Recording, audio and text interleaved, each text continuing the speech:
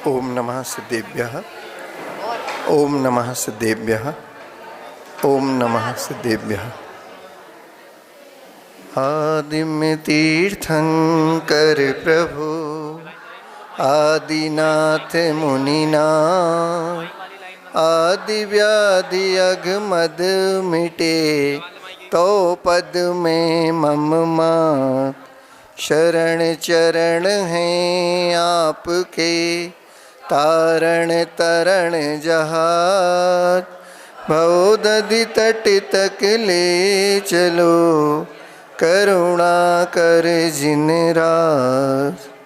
देवादिदेव श्री आदिनाथ भगवान की, संत श्रोमणी आचार्य भगवंत गुरुदेव श्री विद्यासागर जी महामुनिराज जी की, आचार्य भगवंत गुरुदेव श्री समय सागर जी महामुनिराज जी की, वात्सल मूर्ति ज्येष्ठ मुनिराज श्री विनम्र सागर मुनि महाराज की, पूज्य मुनिवर श्री निसर्ग सागर मुनि महाराज की, तीन कम नौ कोटि महामुनि राजों की।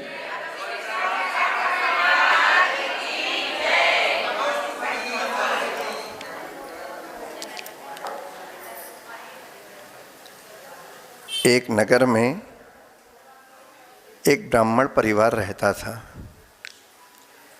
उस ब्राह्मण परिवार में पिता थे, माँ थी और उनका एक सुयोग्य बेटा था, पुत्र था। माता पिता की आज्ञा को मानने वाला था, बहुत ही आज्ञाकारी और धर्म भावना से ओतप्रोत था। ब्राह्मण अपने पूजन पाठ, यज्ञ हवन आदि के माध्यम से लोगों को धार्मिक संस्कार देते हुए अपने जीविकोपार्जन का कार्य किया करते थे। बेटे की शिक्षा हुई, शनै शनै वह बड़ा हुआ तो माता पिता को उसके विवाह की चिंता हुई। और जैसा कि हम सबके लिए भी होता है कि योग्य समय पर योग्य कार्य हो जाए तो वही सर्वोत्तम कार्य माना जाता है। बेटे की शिक्षा हुई, बेटा गुरुकुल से पढ़ के बाहर आया, माता पिता के पास रहा और कुछ जो भी पिता से संस्कार मिले थे उन संस्कारों को लेते हुए उसने भी अपना कुछ कार्य प्रारंभ कर दिया पंडिताइन का। और पंडित जी हो गए, वो भी यज्ञ हवन आदि पूजन पाठ आदि कराने लगे और पिता के साथ सहयोग करते हुए वो भी एक बहुत अच्छा विद्वान बन गया।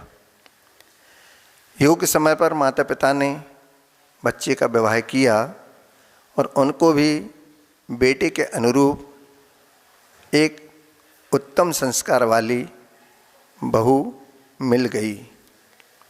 अब घर में 4 सदस्य हो गए, पिता, माँ, बेटा और बहू। चारों का जीवन बहुत अच्छे धार्मिकता के साथ आगे बढ़ रहा था। और कुछ काल पश्चात जैसे कि नीति होती है कि जिसने जन्म लिया है उसका मरण निश्चित है, फिर वो चाहे देव क्यों ना हो। वो अमर होते हैं, अमृत का पान करते हैं, लेकिन उसके बाद भी जब आयु कर्म समाप्त होता है तो स्वर्ग से चय करके वो भी यहाँ पर आ जाते हैं। तो अमर तो कोई नहीं है इस संसार में। हम भी आपस में अपने आसपास देखते हैं कि जिसका जन्म हुआ कोई ना कोई हमारे गली मोहल्ले गांव शहर से सबका मरण होता रहता है और हमें जानकारी भी मिलती है और हम भी अंतिम यात्रा में शामिल होने जाते हैं। वहाँ पर जाके भी देखते हैं कि जो कुछ है जीवन की यथार्थ, जीवन का सबसे बड़ा सत्य तो यही है। लेकिन उसके बाद भी शमशान से वापस आने पर हम पुनः सब भूल जाते हैं कि पड़ोसी गया है, हम तो अजर अमर हैं। जबकि यात्रा हमें ये दिखाती है कि आज वो गया है, अगले पल का भी भरोसा नहीं और कल का भी भरोसा नहीं। आज वो गए, कल हमारा भी नंबर है। लेकिन हम गाफिल हो जाते हैं और भूल जाते हैं, उस सत्य को पहचान नहीं पाते हैं। ऐसे ही काल की नीति हुई और बहू के पिता समान ससुर जी का देहावसान हो गया। अब घर में 3 सदस्य, माँ, बेटा और बहू। अंतिम संस्कार की क्रियाएं पूर्ण हुईं और 13 दिन का शोक हो गया। अब परिवार में शोक की लहर। माँ, बहू और बेटी कब तक रहती? पड़ोसी आते, थोड़ा सा सांत्वना देते, चले जाते, थोड़ा दुख और बढ़ जाता। और जब कोई अपना आता है, थोड़ा सा हमको उसका संबल मिलता है, तो फिर मन का जो भी उद्गार आवेग रहता वो और जल्दी बाहर निकल जाता है आंसुओं के माध्यम से। सबके जाने के बाद 5-7 दिन निकल गए। एक दिन सासू माँ बहू से कहती है, बेटा कल तेरे पिता का जो स्वर्गवास हुआ है उस संबंध में एक पूजन है और पूजन के लिए जल की आवश्यकता है। तुम घड़ा ले जा और नदी से जल भर के ले आ। बहू माँ की आज्ञा को सिरोधार कर 2-4 महिलाओं को साथ में लेके नदी की ओर जाती है। घड़ा हाथ में उसके है। रास्ते में अचानक उसकी पूर्व की एक बहुत ही घनिष्ठ सखी मिल जाती है। ये नदी की ओर जा रही है और सखी वहाँ से आ रही है। रास्ते में देखा तो पहचान गई, नाम लिया। बोले बहुत दिनों बाद दिखी, आप भी इसी शहर में? बोले हाँ। बोले आप भी? बोले मैं भी इसी शहर में। चलो अच्छा हुआ, एक से भले दो। पुरानी मित्रता, सखी, सुख दुख की बातें हुई। लेकिन जब चेहरे को देखा तो सखी पूछती, आपको क्या हो गया? कौन सा दुख आपको आ गया कि चेहरा पूरा आपका उतरा हुआ है? जब इस प्रकार कोई हमारे लिए दुखती रग पर हाथ रखता है, लगता है हमारा सबसे बड़ा हितैषी है, तो फिर मन के उद्गार बाहर आ ही जाते हैं। बहू की आंखों से अश्रु की धारा बह गई। बोले मेरे पिता समान ससुर, उनका कुछ समय पूर्व में देहावसान हुआ, उनकी कल पूजन है। तो माँ ने कहा कि नदी में जाके जल भर लाओ। तो मैं नदी जा रही थी कि रास्ते में आप मिल गई। तो दूसरी सखी मंदिर से लौट रही थी, तो उसने कहा शोक मत करो, और शोक करने से हमारे हाथ में कुछ नहीं आने वाला, उल्टा पाप का ही बंद होता है। अपन सामने वाले के लिए सद्भावना प्रेषित कर सकते हैं। वो जहाँ भी हों, सुख शांति में उनका जीवन व्यतीत हो, उसके लिए प्रभु से प्रार्थना कर सकते हैं। खूब पूजन करें, भक्ति करें, पाठ करें, विधान करें, आदि आदि। और इसके लिए आप जिन मंदिर में अभिषेक भी करा सकती हैं, तो घड़े को दान कर दो। जब ऐसा सुना सखी के मुख से, तो नदी में जाके पानी तो भर लाई, और जो 4-5 महिलाएं साथ में गई थीं, वो जब वापस लौट रहीं और जब देखा कि रास्ते में एक जिन मंदिर है, तो बहू को अपनी सखी की बात याद आ गई और उन्होंने उस घड़े को मंदिर में जाके रख दिया, दान दे दिया। और जब तक वो मंदिर में पहुँचे, घड़े को दान दिया, इतने में वो 4-5 महिलाएं पहुँच गईं घर पे। अब घर पहुँच के क्या होता है, आप सबको ज्ञात है कि जब सासू माँ की कोई कान में बात की जाती है, तो फिर वो राई का पहाड़ बन जाती है, तिल का ताड़ बन जाती है। जाके महिलाओं ने शिकायत कर दी, अरे आपकी बहू तो अपनी मित्र की बातों में आ गई, वो जिन मंदिर में जाके घड़े को दान कराई, उसको कुछ नहीं पता घर का, कहाँ गई थी जल लेने, ससुर की पूजन करने के लिए शुद्ध जल चाहिए, उसको कुछ नहीं पता, भूल गई सब, और भी कई प्रकार की बातें की। सासू माँ है, क्योंकि सास भी कभी बहू थी। हमने भी अपनी सासू माँ की सुने, तब तो वो निकलेगा ना उबार। अब जैसे ही बहू घर पहुँची, तो सासू माँ तो आग बबूला थी, जाके खूब अच्छी खरी खोटी सुनाई, और उसके बाद मार भी दिया 2 तमाचे। अब बहू सोचती मेरी कहाँ गलती हो गई, मैंने कौन सा गलत काम कर दिया। अब सासू माँ ने कहा जैसे वापस आई वैसे उल्टे पैर वापस जाओ, मुझे मेरे घड़े चाहिए। अब बहू क्या करे, मंदिर में तो दान कराए, दान की हुई वस्तु मंदिर से वापस लाओ तो निर्माल्य का दोष लगता है। वो भी पढ़ी लिखी थी, उसको भी सब पाप पुण्य का ज्ञान था, लेकिन अब जाना है, सासू माँ ने आज्ञा दी। अब क्या करें, रोती जा रही और चली जा रही है। इधर सासू माँ सोचती हैं कि बहू को मैंने मार के गलत किया, क्योंकि क्रोध के आवेश में व्यक्ति कार्य तो कर लेता है, लेकिन जब उसको चिंतन करता है, गुस्सा शांत होता है, तो फिर पछतावा ही होता है। क्रोध क्या है? किसी दूसरे की गलती की सजा अपने आप को देने का नाम क्रोध है, और हम उसमें आग बबूला हो गए। अब उनको पश्चाताप होता है सासू माँ को। बहू जैसे ही वापस आएगी मैं उससे क्षमा मांग लूँगी, अपराध को क्षमा कराऊंगी, वो मेरी बेटी है, आदि आदि सब अच्छा सोचने लगी। बहू रोते हुए चली जा रही है घड़े को वापस लाने के लिए, कि रास्ते में एक कुम्हार का घर पड़ता है। और जब किसी का रोना सुनते हैं तो हृदय में वेदना तो हो ही जाती है, क्योंकि जिसके हृदय में दया और करुणा होती है वो किसी का दुख दर्द नहीं देख सकता है। यही तो अपाय विचय धर्म ध्यान है आपके लिए। आचार्य भगवान कहते हैं कि अपने लिए रोना ये तो स्वार्थ हो गया, दुनिया अपने लिए रोती है, लेकिन जो पर के दुख को दूर करने के लिए रोए वो निस्वार्थ भाव होता है, वही अपाय विचय धर्म ध्यान होता है। इनके उपाय कैसे करूं कि सामने वाले का दुख दर्द दूर हो जाए, क्या उसको सुख का मैं साधन उपलब्ध करा दूं कि उसका रुदन बंद हो जाए। तो ऐसे वो कुमार जिसके हृदय में दया और करुणा थी, उसने सुना ये रुदन तो पूछ बैठा, बेटी क्या हो गया, क्यों रो रही हो?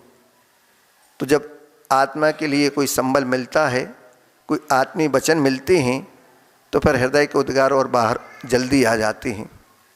लगा यही हमारे सब तारणहार हैं, क्योंकि परदेश में ज्ञानी हैं जो हमारा साथ देता है, सहयोग देता है। ऐसे उनके लिए भी कुछ मिल गया। तो उन्होंने कहा मेरे पिताजी का देहावसान हुआ, माँ ने नदी पर भेजा घड़े लेकर जल लाने को, कल पूजन है, लेकिन मैंने मंदिर में घड़ा दान कर दिया। मेरी सखी ने बताया कि ऐसा करने से आपके आर्तोत परिणाम शांत हो जाएंगे, भक्ति करना सब अच्छा हो जाएगा।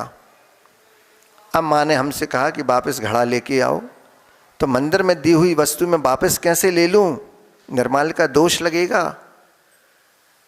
तो कुम्हार कहता है मत घबरा बेटी, ये घड़े बने रखे हैं, जितने चाहो उतने ले जाओ, मेरे पास पैसे नहीं हैं। बोले पैसे कौन चाहता है, जब मैंने बेटी कह दिया तो बेटी के लिए पिता पैसा लेगा, जितने चाहिए उठा ले जाओ। बहू को बहुत संतोष हुआ। बहू ने अपने घड़े लिए, नदी पर गई, पानी भर के लाई और घर में पहुंची। और घर में जैसे ही पहुंचती है तब तक माँ का तो क्रोध शांति हो गया था, और माँ ने अपने भाव भी अच्छे बना लिए थे कि जैसे ही बहू घर में आएगी तुरंत उससे क्षमा याचना करूँगी, अपराध को क्षमा कराऊँगी। गुस्से के आवेग में किसी के कहने पर मैंने हाथ भी उठा दिया और आपको अपशब्द कहा, मैं सास नहीं माँ हूँ।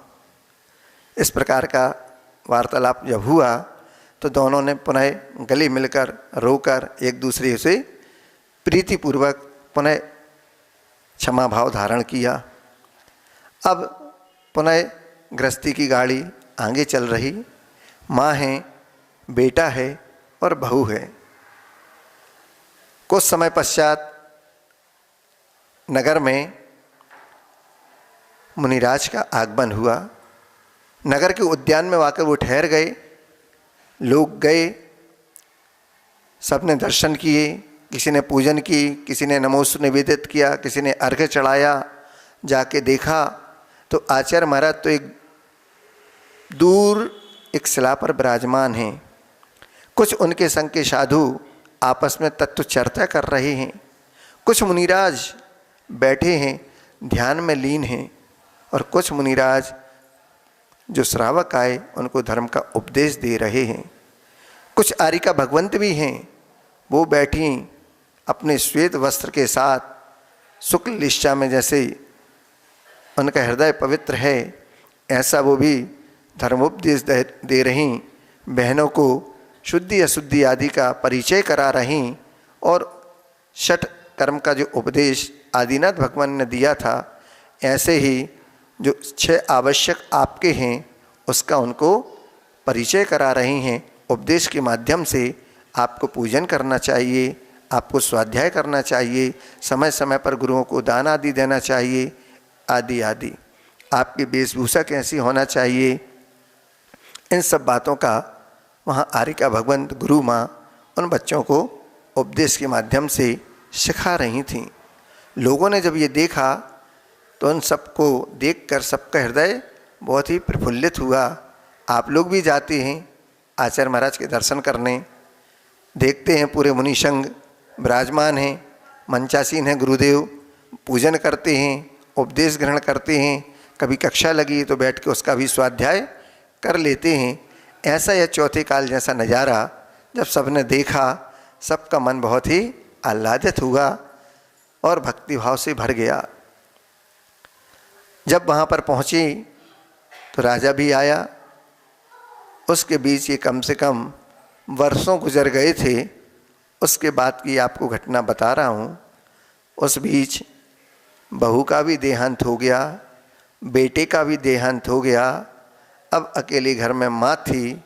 अब माँ की स्थिति क्या होती है ये अंत में आपको बता रहा हूँ कि जब मुनिराज आए, अवधि ज्ञानी थे, राजा भी आया अपने पूरे परिकर के साथ, परिवार के साथ, सैनिक भी थे, सेनापति भी थे, मंत्री भी थे, हाथी घोड़े थे, सबके साथ वो आया, नीचे उतरा और मुनिराज के पास पहुंचा पैदल, और गुरु महाराज के पास पहुंच के साष्टांग प्रणाम निवेदित किया, नमोस्तु निवेदित किया। अचानक से वहाँ पर बहुत ज़ोर से दुर्गंध आती है। राजा उस दुर्गंध को सहन नहीं कर पाता है और पूछता ये क्या हो गया, ये दुर्गंध कहाँ से आ रही। जब खोजने पर समझ में नहीं आया, उसी समय मुनि महाराज आचार्य भगवान ने अपने ध्यान को छोड़ा और स्वस्थ हुए।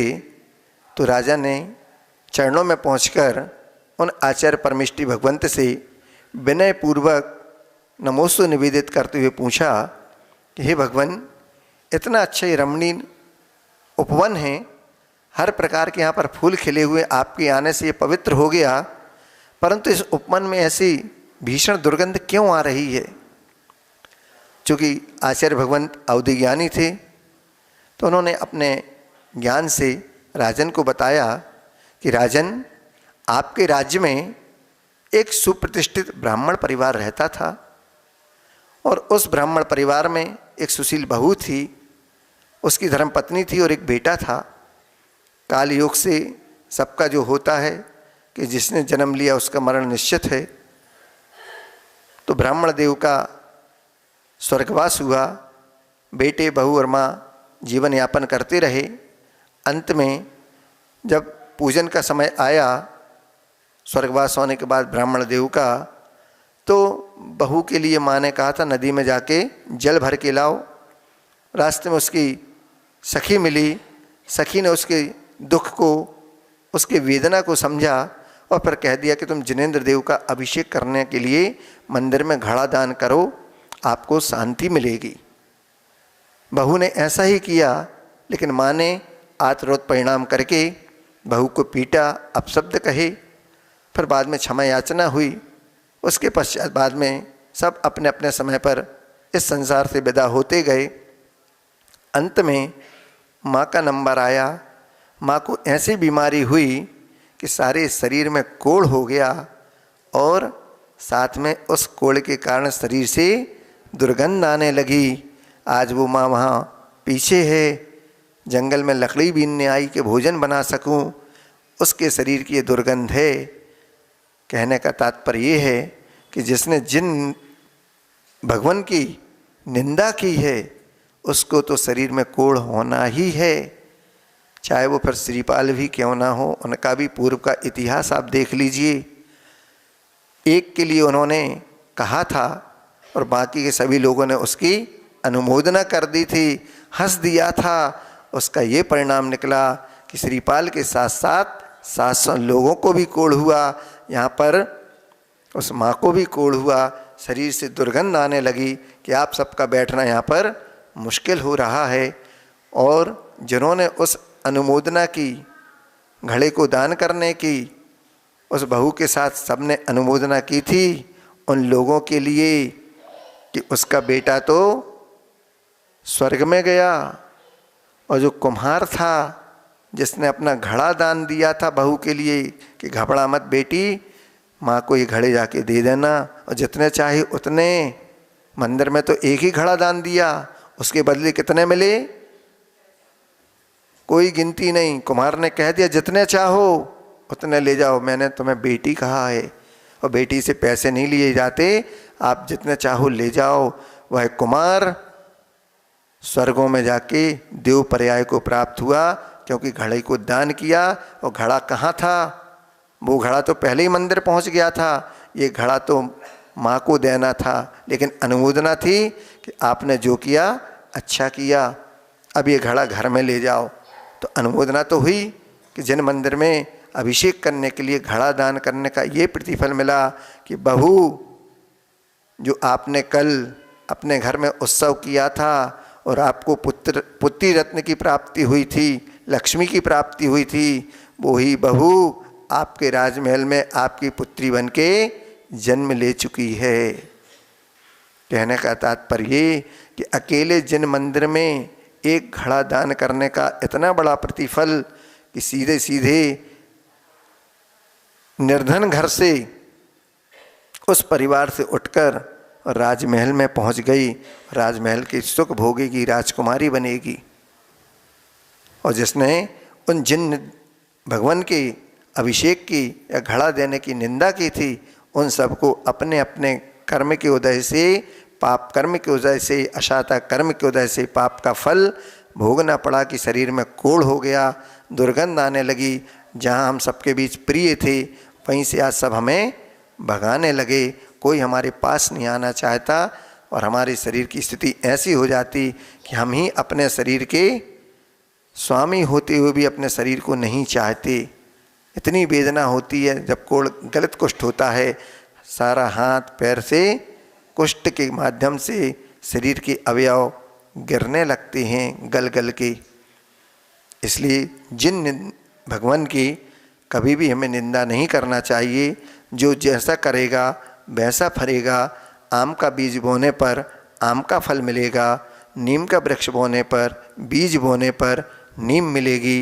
लेकिन नीम का बीज हम बोते हैं और आम का फल चाहें तो 3 काल में नहीं मिल सकता। जैसा बोओगे वैसा मिलेगा। यही विपाक विचय धर्मध्यान कहता है कि वह समय आने पर पकेगा और उसके बाद फल देगा। फिर चाहे वो अच्छे रूप में हो या बुरे रूप में हो, भोगना तो पड़ेगा। जब बुरा आता है, आदर और ध्यान होता है, तो बुरे कर्म का भी बंध होता है। फिर जब उदय में आता है, फिर हम अगर करते हैं तो और अधिक बंधता है। और जब नहीं करेंगे, क्षमतापूर्वक उसको सहन करेंगे, तो वह उदय में आकर भी कम, जिसका कहते हैं मंदोदय हो जाता है। और वो जहाँ पैर कटना होता है वहाँ पर अंगूठे में चोट लग के निकल जाती है। इस प्रकार से हम अपने भावों के द्वारा उत्कर्षण और अपकर्षण भी कर सकते हैं। उन कर्मों का अच्छे भाव बनाएं, सबकी अनुमोदना करें और अच्छे से अपने षट आवश्यक का पालन करते हुए अपने जीवन को धन्य करें। इस मंगल भाव के साथ अहिंसा परमो धर्म की, आचार्य गुरुदेव श्री विद्यासागर जी महामुनि राज जी की